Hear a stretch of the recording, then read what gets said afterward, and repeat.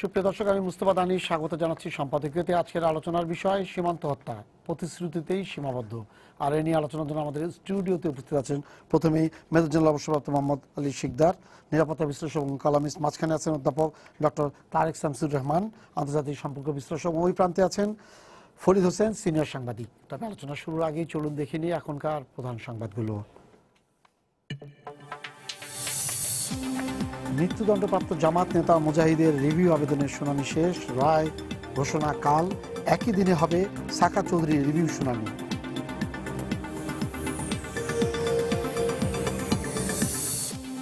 সন্ত্রাস দমন, জঙ্গিবাদ, নিরাপত্তা সহ বিভিন্ন ইস্যুতে বাংলাদেশ ভারত স্বরাষ্ট্র সচিব পর্যায়ের বৈঠক। সীমান্ত হত্যা শূন্যের কোঠায় নামিয়ে আনার অঙ্গীকার।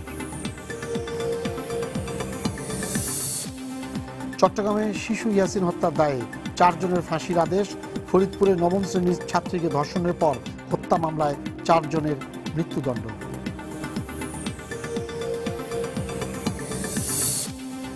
প্যারিস হামলার মূল পরিকল্পনাকারীকে গ্রেপ্তারে ফ্রান্স জুড়ে চলছে ব্যাপক অভিযান। জরুরি অবস্থা বাড়তে পারে আরও 3 মাস।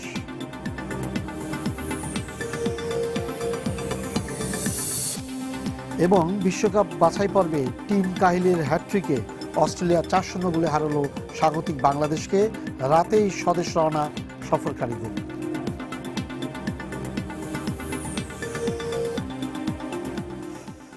মোদালি ভাই, একটা জিনিস সবসময় বারবার আসে আমাদের এই পর্যায়ে, যে সীমান্ত হত্যা শূন্যের কোটায় নামায় আনার আমরা চেষ্টা করছি, বা আমরা সিদ্ধান্ত নিয়েছি, কিন্তু মানে কোনো সময় দেখা কোনো মাসে বাড়ে বা কমে, কিন্তু দেখা যাচ্ছে প্রতি বছরই সীমান্ত হত্যার ঘটনাটা ভয়াবহ রূপ নেয়। এবং বিশেষ করে আমাদের বাংলাদেশিদের কাছে এটাকে একটা অন্যভাবে, জানি না ওদের কতজন মারা যায় বা আমাদের কারো গুলিতেই মারা যায় কিনা, সেই সম্পর্কে তথ্য আমাদের কাছে নাই।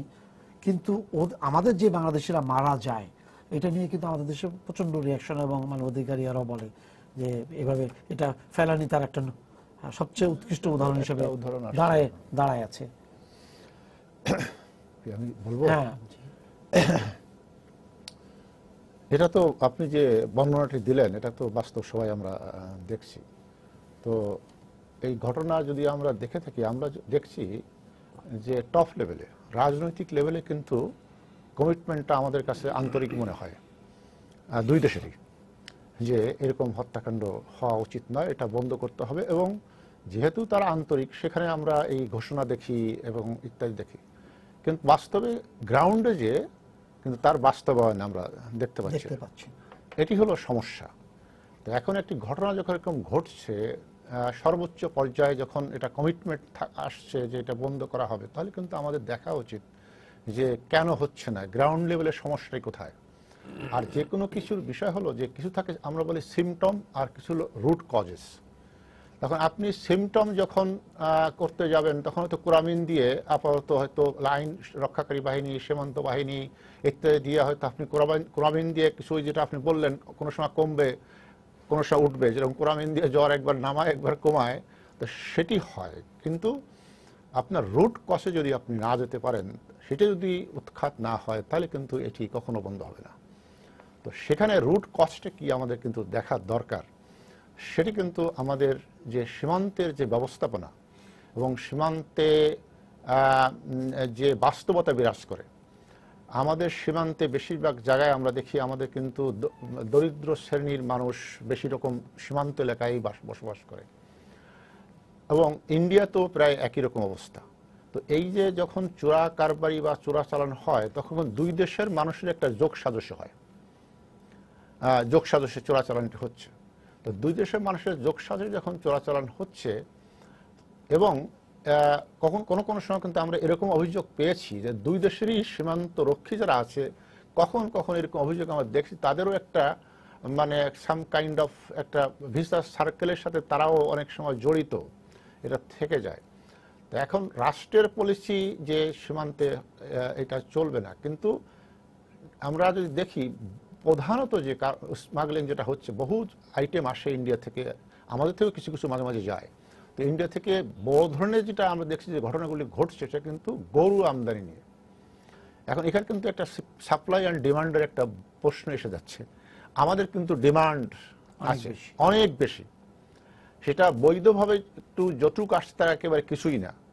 যেহেতু এখানে ডিমান্ড আছে, ওই পাশ থেকে তারাও লাভবান হয় এখানে পাঠাতে পারলে, আর আমাদের যারা আছে তারাও ওখান থেকে আনলে লাভবান হয়।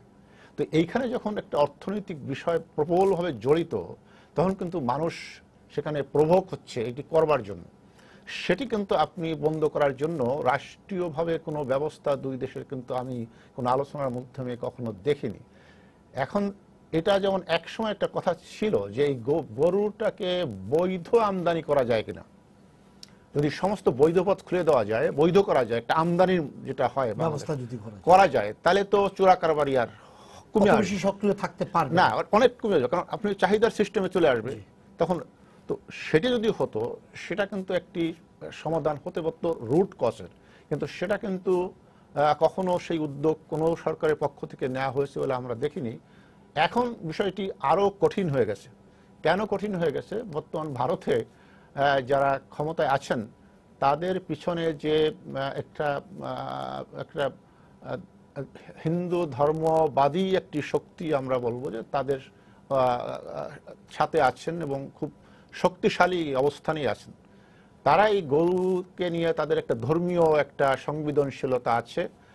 এখন সেটি যে অবস্থায় আসছে তাতে এই যে আমি যে কথাটি বলছি, এই সীমানা ডাবল, এটি যে বাস্তবায়ন হবে সেটাও কিন্তু আমাদের কাছে আপাতত সেরকম মনে হচ্ছে না। তো যখন একটা রুট কজ আপনি সমাধান করতে পারছেন না, তখন আপনি কি বলছেন, আপনি অস্ত্রধারী যে বাহিনী আছে তার উপর আপনি সমাধানটা ছেড়ে দিচ্ছেন। এখানে কিন্তু সমস্যা। সরকারের সর্বোচ্চ পর্যায় থেকে বলা হচ্ছে যে মানে কোনো রকম হবে না, কিন্তু যে হয়, আমরা যখন নিরাপত্তা বাহিনীতে আমরা চাকরি করে দেখেছি, মানে দেখেন টপ লেভেল, আপনি এই যে গ্রাউন্ডে যারা ডিউটি করে তারা কিন্তু একেবারে আপনার তৃণমূল পর্যায়ের সৈনিক লেভেলের লোক। তাদের লেখাপড়া, তাদের আন্ডারস্ট্যান্ডিং, দুই দেশের সম্পর্ক, বন্ধুত্ব, এটার যে উপলব্ধি টপ লেভেলে, এদের কাছে কিন্তু সেই উপলব্ধিটা নেই। সুতরাং তারা কিন্তু ওই উপলব্ধিতে কাজ করে না। আবার এইটা যে শুধু স্মাগলিং এর জন্যই হচ্ছে বা স্মাগলিং ঠেকাতে হচ্ছে তাও কিছু নয়। এখানে কিন্তু সীমান্তের নিরাপত্তার বিষয় জড়িত। কারণ দুই দেশে আমরা জানি যে দুই দেশে কিন্তু সন্ত্রাসীরা এক দেশে সন্ত্রাসী কর্মকাণ্ড করে আরেক দেশে চলে যায়, এবং এটা সাধারণ সন্ত্রাসী যারা যাচ্ছে সেটা কিন্তু একটি দিক। বাট আমরা কিন্তু ইদানিং দেখেছি বা গত কয়েক বছর ধরে দেখেছি যারা উগ্রবাদী জঙ্গি গোষ্ঠী তারা কিন্তু আসা যাওয়া করছে। এটা যেমন বাংলাদেশে উগ্রবাদী জঙ্গিরা ওখানে যায়, আবার ওখান থেকে কিন্তু বাংলাদেশে আসে। তারপরে ইন্ডিয়ার জন্য সবচেয়ে বড় সমস্যাটা যেটি ছিল সেটি হলো তাদের পূর্ব রাজ্যগুলিতে যে বিচ্ছিন্নতাবাদী শক্তি ছিল তারা কিন্তু একসময় বাংলাদেশে আশ্রয় প্রশ্রয় পেয়েছে, এবং সেটা আমাদের অস্বীকার করার উপায় নেই, এখন নাই। কেন অনুষ্ঠিত মোহাম্মদপুরে বাসা বাড়ি করে ফ্যামিলি নিয়ে ব্যবসাপাতি করছিল, বাস্তবতাকে অস্বীকার কোনো উপায় নেই। সো তারা কিন্তু এই বাংলাদেশের ভূমি ব্যবহার করে ইন্ডিয়া যাওয়া আসা ইত্যাদি একটা করতো, সেখানে কিন্তু নিরাপত্তার বিষয় আছে। সুতরাং বর্ডার ফোর্সকে যখন থাকে তাদের কিন্তু দুটি একটা ইউনিভার্সাল সিস্টেম আছে, সেটা হলো যে নিরস্ত্র ব্যক্তির উপরে গুলি চালানো যাবে না। কিন্তু সেখানে আবার একটা কিন্তু দেওয়া আছে, সেটা কিন্তু হলো এই যে নিরস্ত্র ব্যক্তিকে ওয়ার্নিং দেওয়া হবে যে অবৈধ না, সে অবৈধ কাজ ক্রসিং তো অবৈধ। আপনি যখন একটা মানে অবৈধ পথে যাচ্ছেন সেটা তো ধরেই অবৈধ, অর্থাৎ অবৈধ মানে একটা অপরাধ আপনি করছেন। তো আপনি কিন্তু অপরাধ করছেন মানে অপরাধী, ওইখানে যে ডিউটি করছে তার চোখে কিন্তু আপনি অপরাধী। সে আপনাকে ওয়ার্নিং দেওয়ার কথা যে থামার জন্য, তাকে অ্যারেস্ট করার জন্য। সে যদি ওয়ার্নিংটা উপেক্ষা করে তাহলে কিন্তু নিরাপত্তা বাহিনীকে বলা হয়েছে সে ফোর্স অ্যাপ্লাই করবে। তো ফোর্সটা অ্যাপ্লাই করবে, সেখানে বলা হয়েছে সবসময় কিন্তু মানবিক দিকটা খেয়াল রাখা হয়, মানে টপ লেভেলে যে পলিসি লেভেলের কথা বলছি, যে ফোর্সটা মিনিমাম লেভেলে অ্যাপ্লাই হবে। সেখানে আমরা বলি, ট্রেনিংয়ে আমরা বলে থাকি যে তুমি তাকে যাতে সে নিহত না হয়, তাকে আহত অবস্থায়। কিন্তু এখন আপনি চিন্তা করেন যে একটি সৈনিক, তার লেভেল, তার আন্ডারস্ট্যান্ডিং, সে যখন ওই অবস্থায় যায় সে কিন্তু এই ফাঁকে কিন্তু বের, কারণ তখন সে যে গুলিটা করে তখন কিন্তু সে ইনজিওর করার উদ্দেশ্য করে থাকলে অনেক সময় নানা ভেরিয়েশনে সেই গুলিটা নিয়ে কিন্তু সে নিহত হয়ে যেতে পারে। একটা টেলিফোন আছে, তারপর আমি আপনার কাছে যাব। দর্শক আপনার পরিচয় দিয়ে প্রশ্ন করুন। আসসালামু আলাইকুম। ওয়ালাইকুম আসসালাম। জি, আমি ত্রিশপুরের কাউখালী থেকে খসরু বলছিলাম। জি জি, আমার স্যারের কাছে প্রশ্ন যে ভারত আমাদের বন্ধু প্রতিম দেশ, বিভিন্ন অজুহাতে সীমান্তে মানুষ হত্যা করা হয়, সেক্ষেত্রে আমার প্রশ্ন, ভারতের সাথে আমাদের কূটনৈতিক সম্পর্ক, পররাষ্ট্রনীতি সবকিছু মিলিয়েই কিন্তু বাংলাদেশের মানুষের সাথে বাংলাদেশের উচ্চ পর্যায়ে বারবার বৈঠকের পর প্রতিশ্রুতি দেওয়া হয়েছিল যে সীমান্ত হত্যা বন্ধ করা হবে। সেক্ষেত্রে আমার প্রশ্ন যে এখনো পর্যন্ত সেই প্রতিশ্রুতি মোতাবেক বাস্তবায়ন কেন হলো না? আর যদি বাস্তবায়ন না হয়ে থাকে তাহলে আমাদের কি করণীয় বলে আজকে এই তিনজন আলোচকের কাছে আমি সমানভাবে এই প্রশ্নটা রাখি। ঠিক আছে স্যার বলেন, উনি কূটনীতি জ্ঞান নিয়ে চলে আসছেন। না, এটা তো মানে আমি খুব মানে এটা একটা যৌক্তিক প্রশ্ন, কারণ আপনার নিশ্চয়ই মনে আছে যে মনমোহন সিং যখন ঢাকায় এসেছিলেন তিনি স্পষ্ট করে প্রেসকে, মিডিয়াকে বলেছিলেন যে নির্দেশ দেওয়া হয়েছে এখন থেকে সীমান্ত হত্যা বন্ধ হবে, কিন্তু সীমান্ত হত্যা বন্ধ হয়নি। আমার কাছে একটা পরিসংখ্যান আছে, সেই পরিসংখ্যান অনুযায়ী আমি দেখলাম যে জুলাই মাস পর্যন্ত 28 জনকে হত্যা করা হয়েছে সীমান্তে বাংলাদেশি, এবং 2010 থেকে 2014 সাল পর্যন্ত সেখানে হত্যা করা হয়েছে 1035 জন, আহত হয়েছে 919 জন। এখন আপনি কিছুক্ষণ আগে বলছিলেন যে এটা কি একতরফা নাকি আমাদের সীমান্তরক্ষী বাহিনীর গুলিতেও ওরা মরছে, কিন্তু সেরকম কোনো তথ্য, ভারতীয় কোনো নাগরিক মারা গেছেন এরকম তথ্য খুব একটা আমরা ভারতীয় পত্রপত্রিকাতে আমরা দেখি না।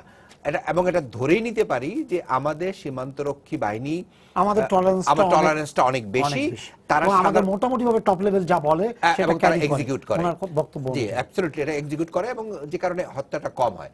এখন তাহলে খুব সঙ্গত কারণেই একটা প্রশ্ন আসবে, এবং যেটা আজকে আপনি আলোচনার বিষয় আপনার, তাহলে কি সমস্ত প্রতিশ্রুতিগুলোই কি প্রতিশ্রুতির মধ্যে সীমাবদ্ধ থাকবে? এই প্রশ্ন কিন্তু আছে জনমানসে। আজকে খসরু সাহেব যে কাউখালী থেকে যে ফোন করলেন, তার মনে যে প্রশ্নটা উঠেছে, এবং এটা আমার ধারণা এটা অনেকের মনে এই প্রশ্নটা আছে, তো এরকম দুই দ্বিপাক্ষীয় টক হবে, আলোচনা হবে, তখনই বলা হবে যে এরপর থেকে সীমান্ত শূন্যে নামিয়ে আনা হবে, কিন্তু শূন্য তো এটা নামানো হয় না। আসলে এখানে একটা সমস্যা আছে। সমস্যাটা হচ্ছে, আমি মনে করি যে ভারতীয় পক্ষের একটা মানসিকতার প্রশ্ন আছে, তারা ঠিক সমমর্যাদার দৃষ্টিতে দেখছে কিনা এটা নিয়ে আমি সন্দিহান। অর্থাৎ তারা সবসময় একটা দিককে একটু চাপিয়ে রাখতে চায়, এটা হলো একটা দিক।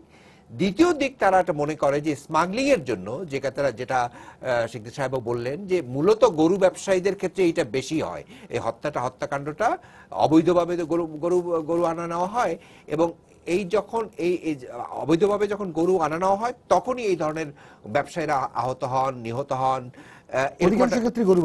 অধিকাংশ, সেটাই আমি বলছি, অধিকাংশ লোক কিন্তু মরে না। সেই জন্যই যে তাদের একটা টার্গেট যে গরু ব্যবসায়ীদেরকে নিবৃত্ত করা, যাতে করে তারা এই অবৈধ পথে গরু নিয়ে না যায়। আপনি দেখেন, শুধু যে গরু স্মাগলিং হয়, নট দ্যাট, আপনি যদি ওই দিনাজপুর ওদিকে যান কখনো ট্রেনে, আপনি দেখবেন বস্তা করে সব মাল ইন্ডিয়ান থেকে সমস্ত গুডস আসছে, মশলাগুলো আসছে, হিল পাস দিয়ে সব মশলা পর্যন্ত আসছে, কই তখন তো গুলি হয় না। তাহলে খুব সঙ্গত কারণে প্রশ্নটা ওঠে যে গরু ব্যবসায়ীদেরকে গুলি করা হয়, কিন্তু যারা মশলা ব্যবসা করে, চাল ডালের ব্যবসা করে, তাদের ক্ষেত্রে গুলিটা বর্ষণ হয় খুব কম। তো ফলে এটা খুব কোয়াইট ইজিলি এটা আমরা ধরতে পারি যে ভারতীয় রক্ষী বাহিনী, সীমান্তরক্ষী বাহিনীর মূল উদ্দেশ্যটাই হচ্ছে যে গরু ব্যবসায়ীদেরকে নিবৃত্ত করা, যাতে করে তারা অবৈধ পথে এই গরু ব্যবসা না করে।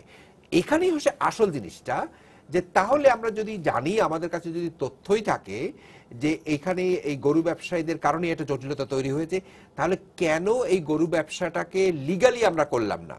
অর্থাৎ লিগালি আমরা গরু ইম্পোর্ট করব, কারণ আমাদের একটা ডিমান্ড আছে, আমাদের প্রচুর গরুর মাংসের এখানে চাহিদা আছে এখানে। এবং আপনি জানেন ভারত নিজে ওয়ান অফ দ্য এক্সপোর্টার, তারা বড় এক্সপোর্টারটা কিন্তু রাশিয়াতে হয়, তারা গরুর মাংস রপ্তানি করে। ফলে আমাদের লেভেলে যেহেতু ভারত গরু রপ্তানিকারক দেশ হিসেবে পরিচিত হয়েছে আন্তর্জাতিক বাজারে, তাহলে আমরা কেন ভারতের কাছ থেকে এই বিষয়টা নিয়ে আলোচনা করি না, অথবা দ্বিপাক্ষিক একটা চুক্তিতে যাই না যে আমাদের গরুর মাংসের ডিমান্ড আছে, আমরা মাংস ইম্পোর্ট করব অফিসিয়ালি। ফলে আপনার ট্যাক্স দিয়ে, ভ্যাট দিয়ে আমরা গরুর মাংসটা আনবো, এবং এই মাংসগুলো বাজারে সাপ্লাই হবে। তাহলে কিন্তু এই যে অবৈধ গরুর আমদানির বিষয়টা এবং সাধারণ মানুষের যে মৃত্যুর কারণটা, এটা কিন্তু অনেকাংশে আমরা কমিয়ে আনতে পারি। এবং আমি মনে করি এই যে সীমান্ত হত্যাকাণ্ডের মূল বিষয় হচ্ছে এই একটা জায়গায় সীমাবদ্ধ, এবং এইটা যদি আমরা প্রপারলি হ্যান্ডেল করতে পারি, প্রপারলি একদম ডায়াগনাইজ করতে পারি, তাহলে আমার ধারণা আমরা যে কথাটা বলা হচ্ছে শূন্যের কোঠায় আমরা নামিয়ে আনবো, এটা সম্ভব। হ্যাঁ ফরিদ ভাই, আপনি শুনলেন তো যে উনি বলছেন যে স্পেসিফিক যদি গরুর উপরেই আমরা এটা রাখি, মানে এটা নিয়ে যদি আমরা সলভ করি তাহলে সমস্যাটা। দুই ভাই আমরা একই কথা হ্যাঁ, বলছি, আমদানি কেন করা হচ্ছে? হ্যাঁ, যে আমদানির যে বৈধভাবে আমাদের যেহেতু চাহিদা আছে, ওনারা সরবরাহকারী। একটা যেটা ব্যাপার হচ্ছে যে এখানে কথাগুলো আসছে গরু নিয়ে উপরে যখন এটা, তো আমি একটু একটা ধারণা দিতে চাই। আমাদের এই যে সীমান্তটা 4096 কিলোমিটার, এই 4096 কিলোমিটারের মধ্যে প্রায় অর্ধেকাংশ কিন্তু কাঁটাতার দেওয়া আছে।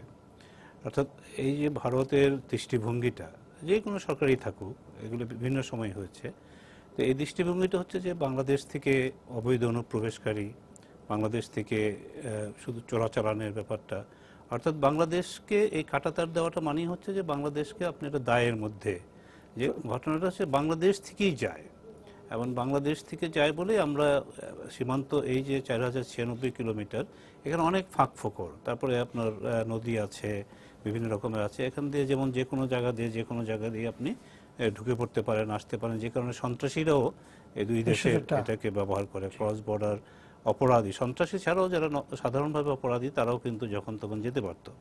তো কাঁটাতার নিয়ে কিন্তু আপনি যদি দেখেন যে এক সময়তে বাংলাদেশ অন্যান্য সরকারের আমলে বা বর্তমান সময়ে হয়তো কম হচ্ছে, কিন্তু কাঁটাতারটা কিন্তু এখন আলোচনায় সেভাবে আসে না, কিন্তু কাঁটাতারও কিন্তু একটা আমাদের বুকের মধ্যে একটা মাঝে মাঝে সম্প্রসারিত হচ্ছে, ওরা ওখানে চলে যাচ্ছে। এখন আরেকটা কথা যেটা হচ্ছে, এটা হচ্ছে দৃষ্টিভঙ্গির প্রশ্ন, যে কেন ভারত কাঁটাতার দিল, তার মানে তারা আমাদেরকে একটা দায়ের মধ্যে ফেলছে। আরেকটা যেটা বলা হলো, এখানে গরু প্রসঙ্গটা আসছে, এখন নতুন বিজেপি সরকার আসছে এবং তারা একটা বড় ধরনের অভিযান চালাচ্ছে যাতে গরু বাংলাদেশে না আসতে পারে, এবং তারা এটাতে কিছুটা অনেক সাফল্য অর্জন করেছে, এটাও তারা বলছে। আপনার রাজনাথ সিং স্বরাষ্ট্রমন্ত্রী কদিন আগে বলেছেন যে আগে বছরে 20 থেকে 22 লক্ষ গরু আপনার এইভাবে অবৈধ পথে ভারতে থেকে বাংলাদেশে পাচার হতো, এখন সেটা নেমে এসে তারা বলছে যে গত মাস দুয়েক আগের সংখ্যা অনুযায়ী 2-2.5 লাখে সেটা নেমে আসছে। এখন এখানে যে কথাটা আসছে, যে মনে হতে পারে যে গরু বা চোরাচালানকারীদের উপরেই, বা মূলত গরু চোরাচালানকারীদের উপরেই এরা গুলি করে। আসলে সীমান্তে বিএসএফ এর গুলি কিন্তু শুধু যারা আসা যাওয়া করছে তাদের উপরে না। আমরা দেখেছি সাংবাদিক হিসেবে, এবং কদিন আগে এরকম ঘটনা হচ্ছে যে বাংলাদেশের ভিতরে ঢুকে, বাড়িতে ঢুকে কিন্তু আপনার তারা হত্যা, ধান কেটে নিয়ে চলে যাচ্ছে, ধান কাটে এটাও ঘটনা কিন্তু ঘটে। অর্থাৎ আপনি শুধু যে যারা যাচ্ছে আসছে তাদের মধ্যে করলো, আর যে ঘটনাটা যেটা হচ্ছে যে চোরাচালানের মধ্যে কিন্তু একতরফা কিন্তু চোরাচালানি হতে পারে না, বিশেষ করে গরুর মতো যে অবস্থাটা, সেটা হচ্ছে যে আপনার ওই অঞ্চলেও কিন্তু ভারতের মধ্যেও এদের সহযোগী আছে, এমনকি একটা সময় ছিল যারা বিএসএফ এর মধ্যেও তাদের মধ্যে সহযোগী, মানে আগে তো চিরকুট দিয়ে আসতো। তো এগুলো যেটা হয়, তো সেই জায়গাটার মধ্যে শুধু বাংলাদেশি মারা যাচ্ছে, এবং এখানে আপনার রাজনৈতিক নেতৃত্ব ভারতে যে প্রতিশ্রুতিটা দিচ্ছে যে আমরা এটাকে শূন্যের কোঠায় নামিয়ে আনবো এবং এটা আর হতে দেব না, সেটা যে বাস্তবায়ন হচ্ছে না এটা মাঠ পর্যায়ে এবং সীমান্তে যারা, সেটা কিন্তু ভারতের একটা চরম ব্যর্থতা, এবং তাদের এটার জন্য কিন্তু লজ্জিত হওয়া উচিত, এবং এটা একটা অমানবিক কাজ, এটা আবার আন্তর্জাতিক রীতিনীতিরও লঙ্ঘন।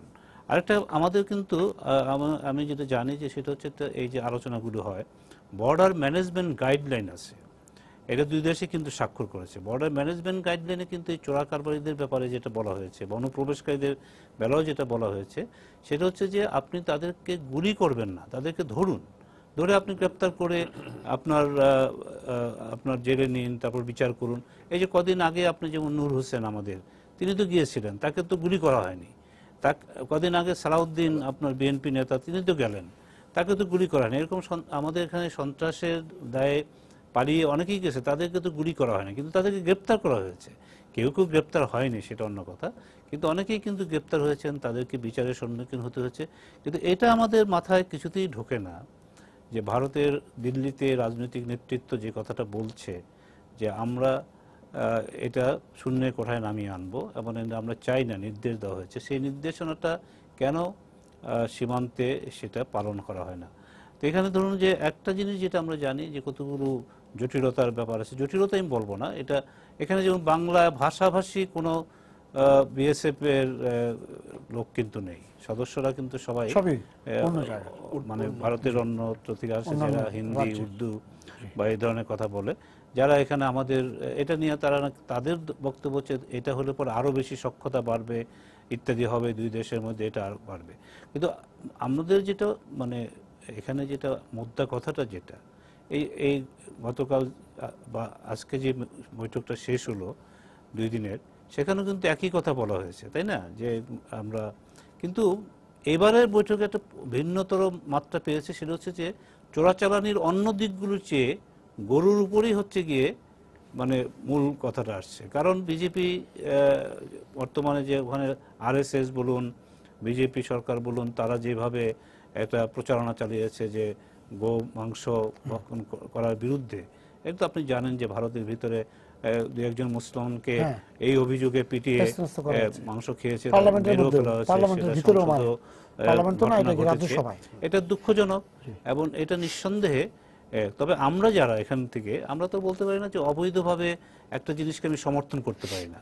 আমি গরু অবৈধভাবে আসুক, চোরাচালানি হয়ে আসুক, সেটা আমি চাই না, কিন্তু আমরা সেটা গ্রহণ করতে পারি না। যদিও বাংলাদেশ অনানুষ্ঠানিকভাবে এটাকে স্বাগতই জানায়, সুবিধাজনক। এক সময়তে আমরা যেমন বাংলাদেশ থেকে এখনো আছে কিছু কিছু গরু করিডোর করা হয়েছিল, যে গরুগুলো যারা নিয়ে আসে সেগুলো নিয়ে যখন জটিলতা হয় সেই জন্য একটা ট্যাক্স নির্ধারণ করা হয়েছিল।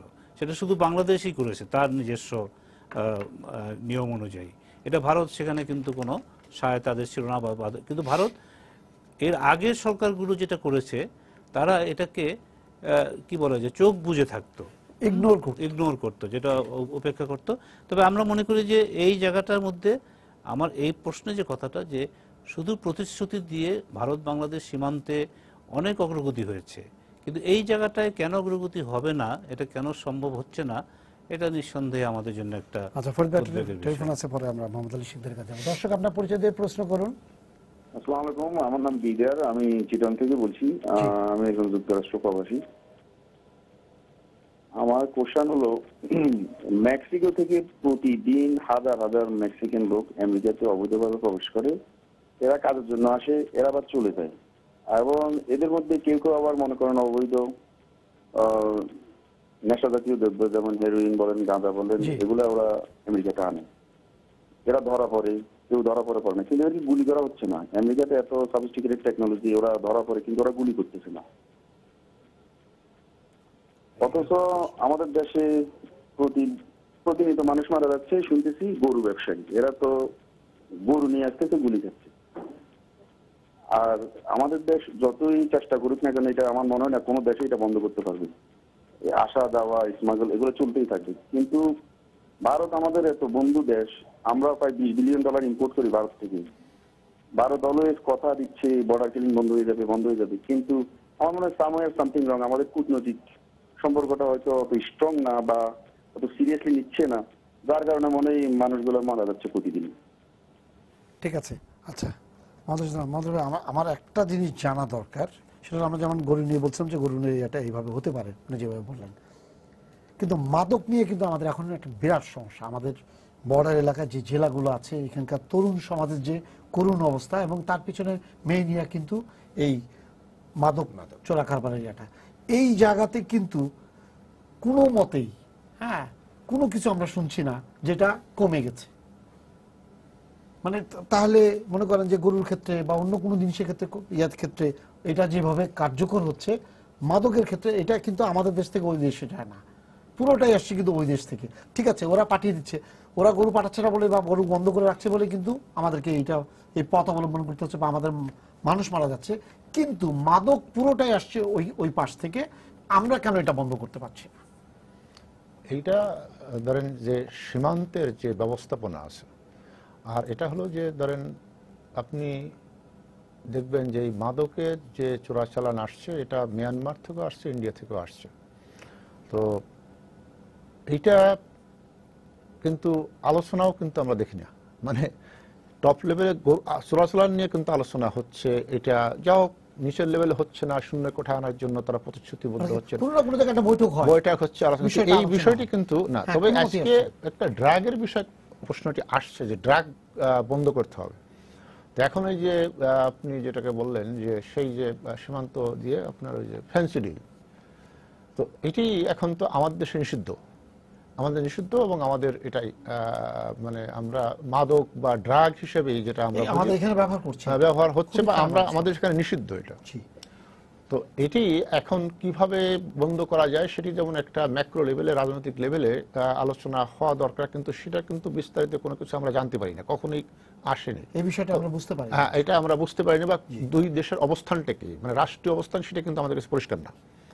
তো যেহেতু আমাদের সেটা পরিষ্কার নয়, আমাদের তো স্ট্যান্ড যে এটা নিষিদ্ধ, তাহলে আমাদের কিন্তু আমাদের সীমান্ত বাহিনী যারা আছে তাদের কিন্তু সেই বিষয়টি যদি স্ট্রংলি সেটি বন্ধ করার চেষ্টা করে তাহলে কিন্তু অনেকটা কমে যাওয়ার কথা।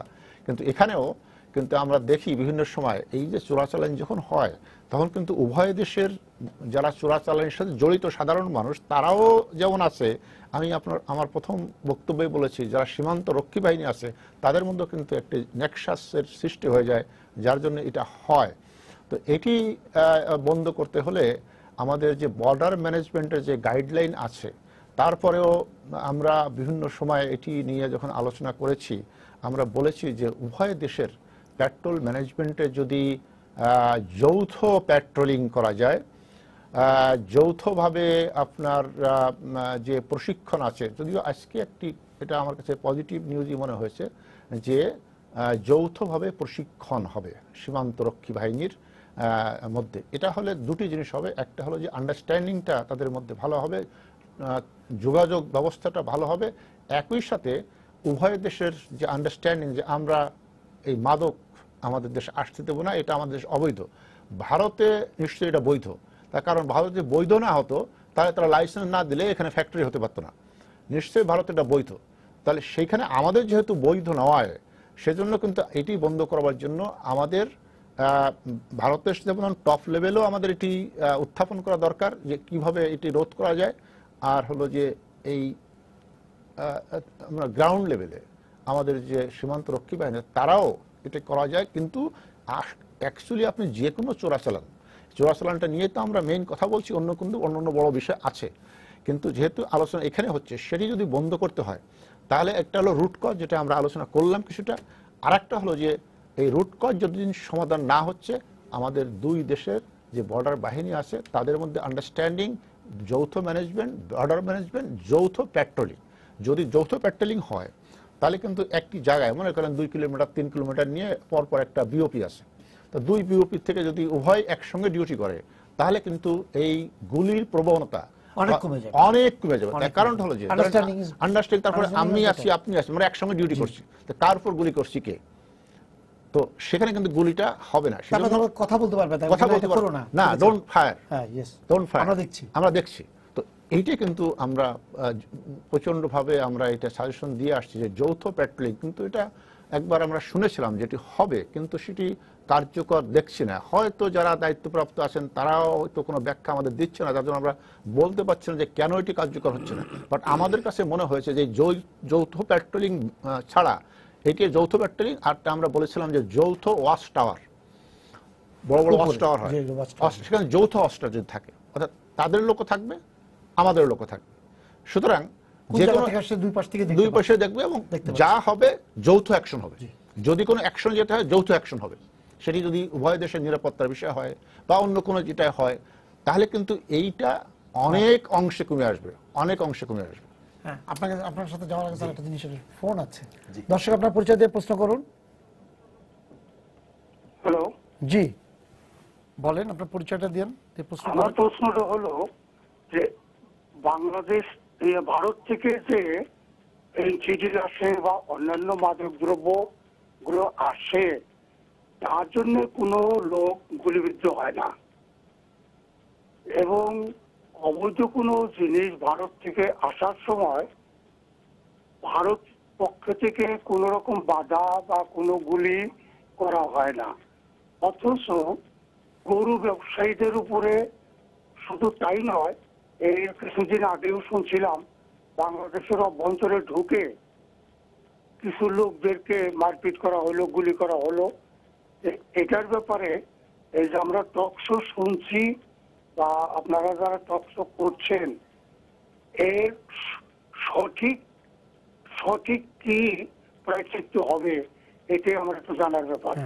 আর এইটা তো আমরা এতক্ষণ তো সেটাই আলোচনা করছিলাম, এবং আমরা বলার চেষ্টা করেছি যে মূলত গরু ব্যবসাকে কেন্দ্র করে এই গুলি বিনিময়টা হয় এবং গুলিবিদ্ধ হয়, মানুষ মারা যায় মূলত। এবং যিনি প্রশ্ন করলেন তিনি ঠিকই আইডেন্টিফাই করেছেন যে অন্যান্য যে মাদক দ্রব্য যেগুলো বাংলাদেশে অবৈধভাবে পাঠানো হয়, বিশেষ করে ফেনসিডিলের ক্ষেত্রে, সেখানে খুব কম ক্ষেত্রেই এই গুলিবিদ্ধ ঘটনাটা ঘটে। আসলে এইখানে একটা জিনিস আমার কাছে মাঝে মধ্যে মনে হয় যে এই যে দেখেন, এটা খুব স্পষ্ট যে সীমান্তে, আপনি আলোচনা করেছেন যে সীমান্তে বেশ কিছু ফেনসিডিলের কারখানা তৈরি করা হয়েছে। তো কারখানা সীমান্তে তৈরি করার অর্থটা কি? তাহলে এগুলো নিশ্চয়ই ভারতের ভেতরে কনজামশন করার জন্য তৈরি করা হয়নি। এগুলো ডেফিনেটলি বাংলাদেশের ভেতরে কনজামশন, তাদের একটা মার্কেট তৈরি হয়েছে, এই মার্কেটটাকে টার্গেট করেই এগুলো করা হয়। এবং আমার মনে আছে কোনো একটা মিটিংয়ে, যৌথ ভারত বাংলাদেশ যৌথ ওয়ার্কিং কমিটির মিটিংয়ে এই প্রশ্নটা আলোচনা হয়েছিল, এবং তখন বলা হয়েছিল যে বিষয়টা ভারত দেখবে এবং অতি দ্রুত ব্যাপারে সিদ্ধান্ত নেবে। বছর তিনেক আগের কথা। আপনার ঠিকই বলেছেন আপনি। কিন্তু তারপরে কিন্তু আমরা এই খবরটা আমি টোটাল হারিয়ে গেল এবং আলোচনাই হলো না। এবং আজকে যখন আমরা এই টকশোটা করছি এবং যখন আমরা যৌথ মিটিংটা শেষ করলাম বাংলাদেশ এবং ভারতের মধ্যে, তখন এই ফেনসিডিলের বিষয়টা আলোচনা হয়েছে, আদৌ হয়েছে কিনা এইটা কিন্তু পত্রপত্রিকায় কিন্তু আসেনি। আমরা যে যৌথ তাদের যে দেখলাম, অবস্থা কিন্তু এই যে এটার জন্য কিন্তু খুবই খারাপ। হ্যাঁ, এবং আমাদের আপনি জানেন যে আমাদের তরুণ সম্প্রদায়ের একটা বড় অংশ অলরেডি এডিক্টেড হয়ে গেছে ফেনসিডিলের কারণে। এবং ফেনসিডিল তো বেসিক্যালি ভারতে এটা লাইসেন্স দিয়ে তৈরি হয় এবং সেটা ওই সর্দি কাশি হলে তাদের আমাদের 74 বা 75 পর্যন্ত আমাদের এখানেও ছিল। হ্যাঁ, ছিল, এটা ওষুধ হিসেবে তারপরে এটা বন্ধ করা হয়েছে। কিন্তু সেটা ভারতের মার্কেট যেহেতু নাই, সেজন্য তারা এখন সব এইখানে সীমান্তে কারখানা তৈরি করে এগুলো সব বাংলাদেশকে থেকে ঠেলে দিচ্ছে। এবং আমার একটা সন্দেহের জায়গা আছে, সেটি হচ্ছে যে ধরেন আমাদের তরুণ প্রজন্ম হচ্ছে আমাদের একটা ফোর্স, আশার একটা আলো, এবং এই তরুণ ফোর্সকে যদি আপনি এডুকেটেড করতে পারেন, তাদেরকে যদি কর্মক্ষম জনগোষ্ঠী হিসেবে গড়ে তুলতে পারেন, তারা কিন্তু আপনাদের জন্য একটা অ্যাসেট। এখন এই ফেনসিডিল আক্রান্ত তরুণ গোষ্ঠী এখন ধ্বংস হয়ে যাচ্ছে।